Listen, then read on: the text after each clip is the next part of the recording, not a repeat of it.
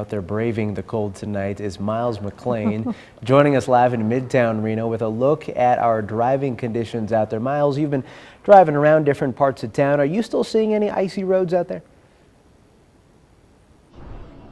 Yeah, Ryan, you guys mentioned that the road conditions are getting better, and they are, but down here in Midtown, there's a few side streets and such that are still icy, and right here at the Ryland and Holcomb intersection, it is a little bit icy still, almost completely frozen over on some parts, and it's conditions like that that drivers were facing this morning and this evening on their commutes. We talked to a few drivers about what they experienced. Driving conditions were pretty wicked. It was a lot of slow drivers. Some drivers were going above the speed limit.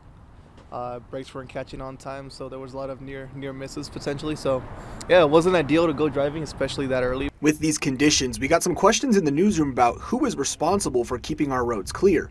Interstates and highways are maintained by the Nevada Department of Transportation, and surface level roads are overseen by city agencies who told us their priorities when it comes to clearing roadways. Emergency routes such as hospitals, police stations, fire stations, those are our priority ones, and then those are arterials, and then you have the collaterals, which are the bigger streets from the neighborhoods that feed into those. Those are priority twos, bus routes, and then we have the priority threes, which are neighborhoods. Maintenance crews say keeping busier roads cleared is the first step. Hendricks adds that teams have added equipment to improve efficiency. The city of Sparks also touched on their priorities for aiding in the safety of drivers. We have 11 full-size plow trucks for the roads, and we have 6 areas that we plow in.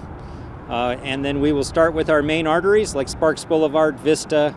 Both city teams say they begin preparing for a storm days in advance to properly ensure a safer commute. We can start brining the roads with our salt brine up to 4 days before the storm. But if it's a lot of moisture before the storm, we won't do it because it dilutes the brine and doesn't work. Regardless of these efforts, it's still important to drive safely at night when it's frigid and icy like the roads are tonight. Make sure you give yourself extra time, drive slow, and increase your following distance in case you have to brake or come to a complete stop. Covering Stormwatch live from Midtown Reno, Miles McLean, 2 News, Nevada.